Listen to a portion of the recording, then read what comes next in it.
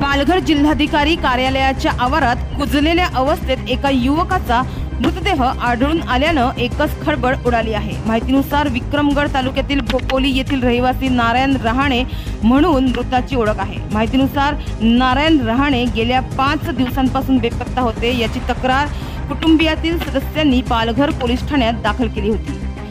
तर मिळालेल्या माहितीनुसार 22 फेब्रुवारी रोजी शनिवारी नारायण रहाणे हे पालघर येथे जिल्हाधिकारी कार्यालयात पालकमंत्री गणेश नाईक यांच्या उपस्थितीत घरकुल योजनेच्या प्रमाणपत्र वितरण कार्यक्रमात आले होते। मात्र कार्यक्रम संपल्यानंतर त्या कार्यक्रमापासूनच ते बेपत्ता झाले होते। मात्र 26 फेब्रुवारी रोजी संध्याकाळी पालघर जिल्हाधिकारी कार्यालयाच्या आवारात झुडपात संशयास्पद परिस्थितीत त्यांचा मृतदेह सापडला।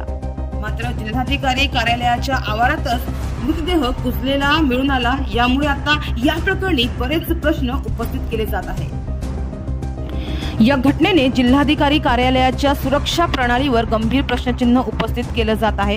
कार्यालयाच्या आवारातच एक मृतदेह कुजलेल्या अवस्थेत सापडतो, याचा कोणालाही सुगावा कसं काय लागला नाही।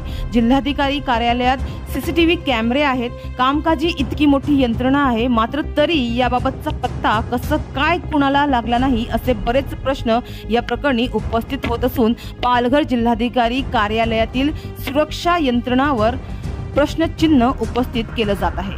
तर हे खुनाचे प्रकरण आहे किंवा इतर काही कारणास्तव मरण पावले आहे हे अद्याप समजू शकले नाही।